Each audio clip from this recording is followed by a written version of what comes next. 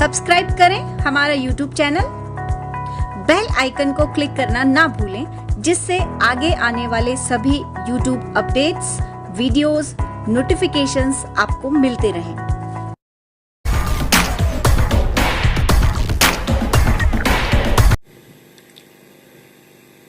नमस्कार मित्रों, मैं मास्टर ओपी लेगा चाणक्य अनअकैडमी के ऑफिशियल यूट्यूब चैनल पर आप सभी का स्वागत करता हूं।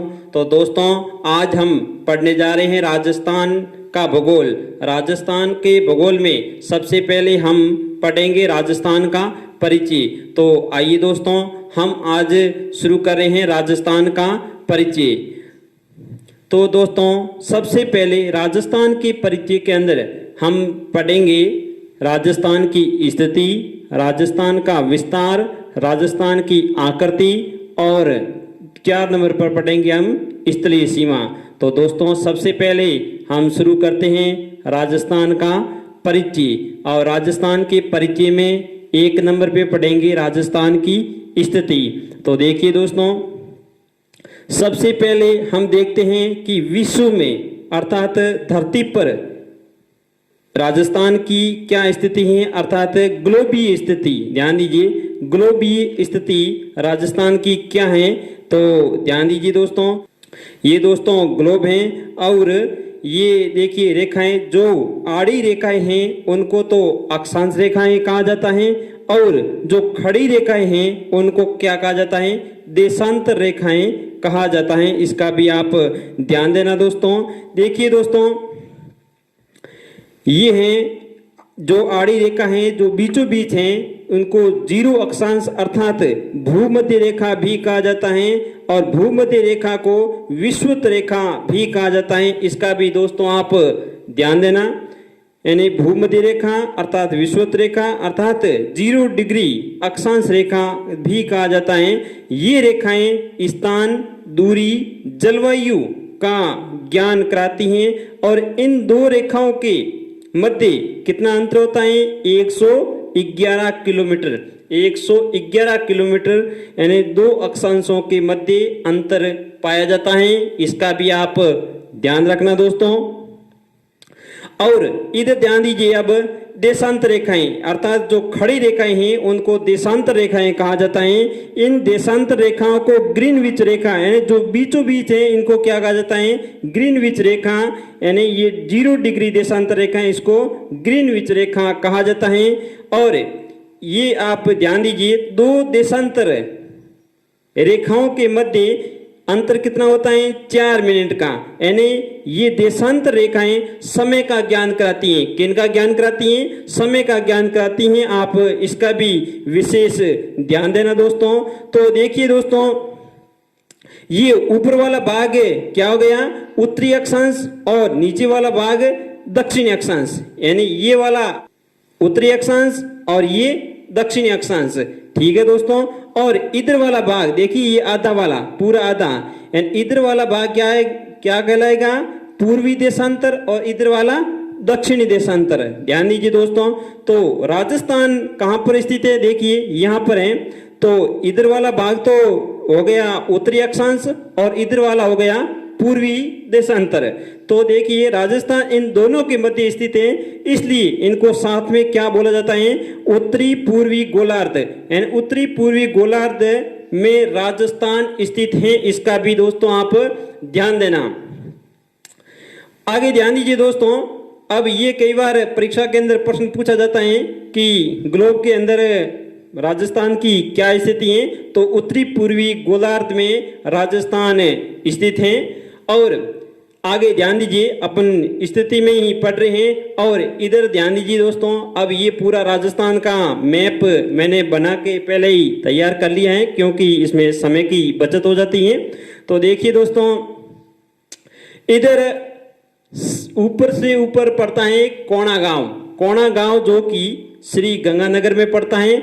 ये अंतिम छोर अर्थात उत्तरी अंतिम छोर राजस्थान का कोणा गांव जो कि गंगानगर में पड़ता है।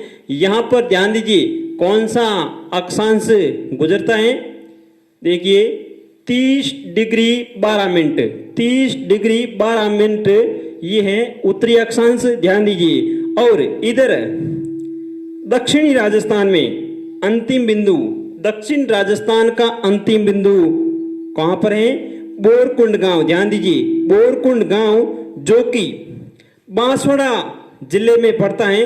बांसवाड़ा जिले में ही कुशलगढ़ तहसील है, कुशलगढ़ तहसील के अंदर ये गांव पड़ता है बोरकुंड। ये भी दोस्तों आप ध्यान देना। तो बोरकुंड ये अंतिम छोर है दक्षिण राजस्थान का, और यहाँ पर कौन सा अक्षांश गुजरता है? 23 डिग्री 3 मिनट, 23 डिग्री 3 मिनट उत्तरी अक्षांश, 23 डिग्री 3 मिनट उत्तरी अक्षांश। ध्यान दीजिए, तो 30 में से ये 23 घटाओ, अर्थात 30 डिग्री 12 मिनट में से 23 डिग्री 3 मिनट माइनस करने पर ये क्या बच जाता है? 7.9, 7.9 बचता है। अर्थात इनके यानी राजस्थान की स्थिति कितने अक्षांशों के मध्य स्थित है? 7 डिग्री 9 मिनट अक्षांशों के मध्य राजस्थान स्थित है। इसका भी दोस्तों आप ध्यान देना। आगे दोस्तों आप ध्यान दीजिए और इधर देखते हैं। अब ये है पूर्वी भाग। तो दोस्तों इधर ध्यान दीजिए, ये पश्चिमी भाग है और ये है पूर्वी भाग। तो देखिए पश्चिमी छोर, राजस्थान का पश्चिमी छोर जो कि कटरा गांव, ध्यान दीजिए अंतिम बिंदु कटरा गांव जो कि सम जैसलमेर के अंदर पड़ता है। कहां पर पड़ता है? सम तहसील है और जैसलमेर जिला है, और इनके अंदर ये गांव पड़ता है कटरा गांव। कौन सा? कटरा गांव। ठीक है दोस्तों, तो ध्यान दीजिए यहाँ पर देशांतर रेखाएं यहाँ से गुजरती हैं, ये देशांतर रेखाएं। अब ये देशांतर रेखा कौन सी है? तो ये ध्यान दीजिए 69 डिग्री 30 मिनट पूर्वी देशांतर। ध्यान दीजिए पूर्वी देशांतर, ये पूर्वी क्यों लिखा है ये मैंने आपको यहाँ पर समझा दिया। उत्तरी पूर्वी गोलार्ध में स्थित होने के कारण पूर्वी देशांतर कहा जाता है। इसका भी दोस्तों आप ध्यान देना।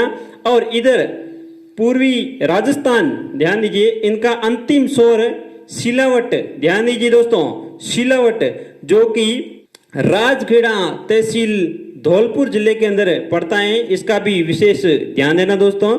राजखेड़ा जो कि धौलपुर के अंदर पड़ता है, वहां पर ये सिलावट गांव है जो कि इधर राजस्थान का यानी पूर्वी राजस्थान का अंतिम छोर कहलाता है। और यहाँ से जो रेखा गुजरती है यानी जो देशांतर रेखा गुजरती है उनको क्या कहा जाता है? 78 डिग्री 17 मिनट पूर्वी देशांतर। ध्यान दीजिए अब इन देशांतरों के मध्य कितना अंतर पाया जाता है ये भी कई बार परीक्षा के अंदर प्रश्न पूछा जाता है। तो ध्यान दीजिए दोस्तों 78 डिग्री 17 मिनट में से आप 69 डिग्री 30 मिनट माइनस करोगे तब यहाँ पर कितना बचेगा? 8 डिग्री 47 मिनट, 8 डिग्री 47 मिनट बचेगा। तो ये देशांतर और ये है अक्षांश। ठीक है दोस्तों, तो अक्षांश विस्तार और देशांतर विस्तार को हमने अच्छे से समझ लिया है। तो देखिए दोस्तों अब हमने स्थिति को पढ़ लिया है, यानी राजस्थान की स्थिति क्या है। अब 2 नंबर में हम क्या पढ़ेंगे? राजस्थान का विस्तार, यानी राजस्थान का कितने किलोमीटर विस्तार है इसका हम पढ़ेंगे। देखिए दोस्तों इधर देखिए उत्तरी राजस्थान से दक्षिणी राजस्थान यानी ये खड़ी रेखा है, तो ये दूरी कितनी है? सीधी ये दूरी कितनी है? तो ये है 826 किलोमीटर। कितनी है दोस्तों? 826 किलोमीटर। इसका आप ध्यान देना दोस्तों। और ये देखिए अक्षांश वाला, इधर पश्चिमी राजस्थान से पूर्वी राजस्थान यानी ये दूरी कितनी है? 869 किलोमीटर। ध्यान दीजिए 869 किलोमीटर ये पश्चिम से पूर्व के मध्य दूरी है। ठीक है दोस्तों, आप इसका भी विशेष ध्यान देना दोस्तों। विस्तार। अब देखिए दोस्तों आगे हम पढ़ेंगे आकृति। अब राजस्थान की आकृति कैसी है जो कि आपको सामने बोर्ड पर दिखाई दे रही है। तो राजस्थान की आकृति कैसी दिखाई दे रही है? देखिए, विषम कोणीय चतुर्भुज, ये मैंने यहाँ पर लिख दिया है, विषम कोणीय चतुर्भुज अर्थात पतंग के समान। ध्यान दीजिए, जैसे पतंग होता है ये ऐसे ही आकृति दिखाई दे रही है। तो विषम कोणीय चतुर्भुज यानी जिसमें कोण समान नहीं है, विषम हो, ठीक है, विषम कोणीय चतुर्भुज के समान अर्थात पतंग के समान राजस्थान की आकृति है। इसका भी दोस्तों ध्यान देना, ये कई बार परीक्षाओं के अंदर प्रश्न पूछा जाता है। अब दोस्तों आगे ध्यान दीजिए, अब आकृति के बाद हम पढ़ेंगे स्थलीय सीमा। अब राजस्थान की स्थलीय सीमा कितनी है? तो पूरी स्थलीय सीमा तो ध्यान दीजिए 5,920 किलोमीटर, 5,920 किलोमीटर जो कि राजस्थान की स्थलीय सीमा है। देखिए दोस्तों, अब स्थलीय सीमा को भी हम दो भागों में विभाजित करेंगे। जैसे एक तो अंतर्राष्ट्रीय सीमा, ध्यान दीजिए, अंतर्राष्ट्रीय, राजस्थान की अंतर्राष्ट्रीय सीमा भी लगती है और अंतर्राज्यीय अर्थात राज्यों से सीमा और देश से सीमा भी लगती है। तो इधर वाली तो ये हो गई अंतर्राष्ट्रीय सीमा। अंतर्राष्ट्रीय सीमा कहाँ से शुरू होती है? हिंदूमल कोट, ये यहाँ पर गांव पड़ता है, श्री गंगानगर जिले के अंदर हिंदूमल कोट गांव पड़ता है। यहाँ से शुरू होती है ये अंतर्राष्ट्रीय रेखा और यहाँ पर खत्म होती है, यहाँ पर गांव है बाखल गांव। बाखल गांव जो कि बाखासर बाड़मेर के अंदर पड़ता है, बाखासर बाड़मेर के अंदर पड़ता है बाखल गांव। तो यहाँ से लगा के यहाँ तक ये पाकिस्तान के साथ अंतर्राष्ट्रीय सीमा लगती है। और इस लाइन को क्या कहा जाता है? ये कई बार परीक्षा के अंदर प्रश्न पूछा जाता है। तो इस लाइन को कहा जाता है रेड क्लिफ लाइन। क्या कहा जाता है? Red Cliff line. इसका आप विशेष ध्यान देना दोस्तों, रेड क्लिफ लाइन जो कि राजस्थान के साथ पाकिस्तान की अंतर्राष्ट्रीय सीमा लगती है उसको कहा जाता है। और ये ध्यान दीजिए कि ये अब लंबाई कितनी है, यानी 1070 किलोमीटर। कितनी है दोस्तों? 1070 किलोमीटर ये अंतर्राष्ट्रीय सीमा है। और अब ध्यान दीजिए दोस्तों, अंतर्राज्यीय सीमा। अब बात करते हैं हम अंतर्राज्यीय सीमा की। देखिए, इधर ऊपर तो पंजाब पड़ता है और इधर हरियाणा, ध्यान दीजिए, हरियाणा, और इधर दोस्तों ध्यान दीजिए यूपी की सीमा भी लगती है दो जिलों के साथ में। तो यहाँ पर लिख देता मैं यूपी, और यूपी के बाद में यहाँ से शुरू होती है और यहाँ तक ध्यान दीजिए यहाँ पर एमपी की सीमा लगती है। किसकी? एमपी की अर्थात मध्य प्रदेश, यूपी यानी उत्तर प्रदेश। और इधर ध्यान दीजिए दोस्तों, यहाँ से लगा के यहाँ तक यानी ये बाकल गांव तक ध्यान दीजिए दोस्तों, यहाँ गुजरात राज्य की सीमा लगती है। तो राजस्थान के साथ कितने राज्यों की सीमा लगती है? Punjab 1, 2 Haryana, 3 number UP, 4 MP और 5 गुजरात। ठीक है, तो 5 राज्यों के साथ राजस्थान की सीमा लगती है। अब ये सीमा कितनी लगती है अर्थात कितने किलोमीटर लगती है? तो 4,850 किलोमीटर। कितनी दोस्तों? 4,850 किलोमीटर ये सीमा लगती है। इसका भी दोस्तों ध्यान देना। तो ये अंतर्राज्यीय सीमा और ये है अंतर्राष्ट्रीय सीमा, इसका विशेष ध्यान देना। इसको तो अंतर्राष्ट्रीय सीमा कहा जाता है और इसको अंतर्राज्यीय सीमा कहा जाता है।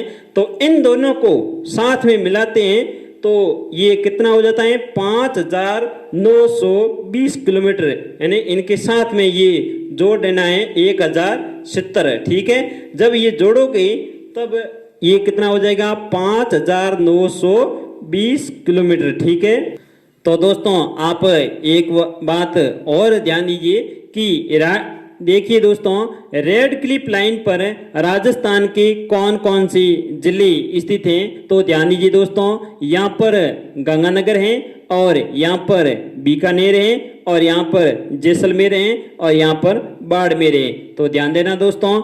और एक आप विशेष बात का ध्यान देना कि सबसे छोटी अंतर्राष्ट्रीय सीमा के साथ में किस जिले की लगती है सीमा? तो ध्यान देना, बीकानेर की, जो कि 168 किलोमीटर कितनी लगती है? 168 किलोमीटर लगती है। और सबसे लंबी अंतर्राष्ट्रीय सीमा किस जिले के से लगती है? तो आप ध्यान दीजिए, जैसलमेर से, जो कि 464 किलोमीटर और बीकानेर के साथ 168 किलोमीटर। तो इसका भी आप दोस्तों ध्यान देना। और इधर राज्यों के साथ में सबसे छोटी सीमा पंजाब के साथ लगती है, जो कि ध्यान दीजिए 89 किलोमीटर यानी 89 ध्यान दीजिए किलोमीटर लगती हैं पंजाब राज्य की, और जो कि सबसे छोटी है। और सबसे लंबी मध्य प्रदेश की सीमा लगती है राजस्थान के साथ, जो कि 1600 किलोमीटर लगती हैं। इसका भी आप दोस्तों ध्यान रखना। तो दोस्तों ये तो हो गई स्थलीय सीमा। अब हम आगे बात करते हैं कुछ राजस्थान के बारे में। अब ध्यान दीजिए, ये राजस्थान यानी ये इस नाम की प्रक्रिया, राजस्थान नाम की प्रक्रिया किस तरफ थी, अर्थात राजस्थान को पहले क्या कहा जाता है, उसके बाद इनका नाम क्या रखा। अब राजस्थान है, पहले राजस्थान का नाम राजस्थान नहीं था। तो ध्यान दीजिए दोस्तों, ये शिलालेख है जिसका नाम है बसंतगढ़। ध्यान दीजिए, बसंतगढ़ जो कि सिरोही के अंदर पड़ता है, बसंतगढ़ शिलालेख है। इसके अंदर इस भूभाग के लिए अर्थात राजस्थान के लिए क्या शब्द प्रयोग में लिया गया है? राजस्थान्य। ध्यान दीजिए, राजस्थान्यादित्य। ये कई बार परीक्षा के अंदर प्रश्न पूछा भी गया है, और इसका भी आगे आप ध्यान देना दोस्तों। और एक अंग्रेज विद्वान हुआ था जिसका नाम है जॉर्ज थॉमस। क्या नाम है? George Thomas. इसने 1800 ईस्वी में, कब? 1800 ईस्वी में राजस्थान के लिए अर्थात इस भूभाग के लिए किस शब्द का प्रयोग किया? राजपूताना। ठीक है दोस्तों, राजपूताना शब्द का प्रयोग किसने किया? तो जॉर्ज थॉमस ने। और कब किया? 1800 ईस्वी के अंदर। इसका भी दोस्तों आप ध्यान देना। और आगे ध्यान दीजिए दोस्तों, एक इतिहासकार और था, अंग्रेज इतिहासकार, जिसका नाम था कर्नल जेम्स टॉड। क्या नाम है? Colonel James Tod. Colonel James Tod ने राजस्थान के लिए राजस्थान, ध्यान दीजिए, राजस्थान शब्द का प्रयोग किया था। और इसके बाद में 1829 के अंदर इस भूभाग के लिए राजस्थान शब्द प्रयोग में लाए थे। कौन? Colonel James Tod. कब लाए? 1829 में। इसका भी आप ध्यान देना। और 1829 में ये शब्द इन्होंने सबसे पहले कहां पर लिखा? तो इनकी ये बुक का नाम विशेष ध्यान देना दोस्तों। तो दोस्तों इस बुक का नाम आप विशेष ध्यान देना, annals and antiquities of Rajasthan. क्या नाम है? Annals and antiquities of Rajasthan. तो इस पुस्तक का आप विशेष ध्यान देना। इस पुस्तक के अंदर कर्नल जेम्स टॉड ने राजस्थान शब्द का सबसे पहले प्रयोग किया। तो इसका विशेष ध्यान देना। और इस पुस्तक को अर्थात इस पुस्तक का दूसरा नाम है सेंट्रल एंड, ध्यान दीजिए, central and western Rajput states of India. ध्यान दीजिए, central and western Rajput state of India भी कहा जाता है। ये भी कई बार परीक्षा के अंदर प्रश्न पूछा जाता है। तो दोस्तों इसका भी आप विशेष ध्यान देना। तो इसके बाद विधिवत, ध्यान दीजिए, विधिवत रूप से ये भी कई बार परीक्षा के अंदर प्रश्न पूछा जाता है कि विधिवत रूप से अर्थात औपचारिक रूप से कोई भी शब्द आपको भ्रमित करने के लिए एग्जामिनर लिख सकता है। तो इसका आप विशेष ध्यान देना। विधिवत रूप से अर्थात औपचारिक रूप से राजस्थान शब्द ये कब प्रयोग में लाया गया? तो 26 जनवरी 1950 को, ध्यान दीजिए, विधिवत रूप से 26 जनवरी 1950 को राजस्थान शब्द जो वर्तमान में मौजूद हैं तो ये लाया गया। और 1 नवंबर 1956 को, ध्यान दीजिए, राजस्थान का एकीकरण पूर्ण हो गया था, जिसमें अजमेर मेरवाड़ा को मिला दिया और राजस्थान का एकीकरण पूर्ण हो गया। तो ध्यान दीजिए आगे एक दोस्तों इस रेखा का भी ध्यान देना, ये एक रेखा गुजरती है जिसको कहते हैं कर्क रेखा। क्या कहा जाता है? कर्क रेखा। ध्यान दीजिए, ये 23.5 डिग्री उत्तरी अक्षांश से ये गुजरती हैं और ये राजस्थान के 2 जिलों से, ध्यान दीजिए, पूर्ण रूप से तो यहाँ बांसवाड़ा से गुजरती हैं और इधर डूंगरपुर को टच करते हुए ये, ध्यान दीजिए, गुजरती हैं। इसका भी यानी डूंगरपुर की सीमा को छूते हुए और बांसवाड़ा के बीचों बीच से ये रेखा गुजरती हैं। तो इसका भी दोस्तों आप विशेष ध्यान देना, कर्क रेखा। तो ध्यान दीजिए, यहाँ पर सूर्य की किरणें सीधी पड़ती हैं, इसका भी विशेष ध्यान देना दोस्तों। अब आगे दोस्तों ध्यान दीजिए, अब राजस्थान का क्षेत्रफल जानते हैं। राजस्थान का क्षेत्रफल कितना है? तो ये भी कई बार परीक्षा के अंदर प्रश्न पूछा जाता है। राजस्थान का क्षेत्रफल कितना है? 3,42,239 वर्ग किलोमीटर। कितना है?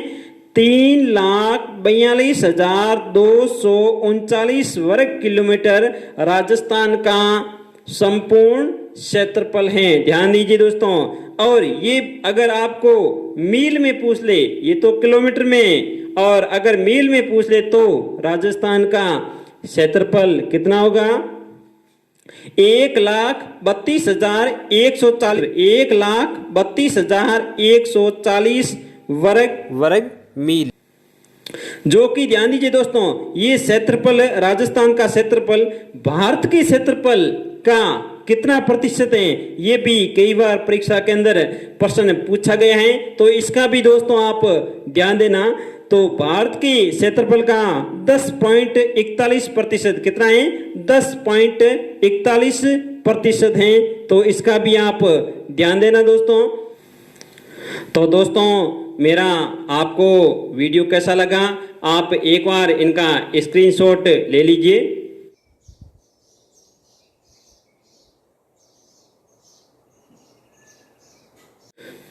तो दोस्तों मेरा आपको राजस्थान का परिचय अर्थात राजस्थान का भूगोल आज शुरू किया है। तो आपको मेरा वीडियो कैसा लगा है? अगर अच्छा लगा है तो इनको लाइक और दोस्तों के साथ अर्थात जरूरतमंद विद्यार्थियों के साथ शेयर जरूर करना, जिनसे वे अधिक से अधिक लाभान्वित हो सके। और चैनल को अभी तक सब्सक्राइब नहीं किया है अर्थात कोई नया सदस्य है तो सब्सक्राइब जरूर कर लेना और बेल आइकॉन अर्थात घंटी का बटन दबा देना, ताकि आगे आने वाली वीडियो की सूचना आपको तुरंत पहुंच जाए। धन्यवाद दोस्तों। सब्सक्राइब करें हमारा यूट्यूब चैनल, बेल आइकन को क्लिक करना ना भूलें, जिससे आगे आने वाले सभी यूट्यूब अपडेट्स, वीडियोस, नोटिफिकेशंस आपको मिलते रहें।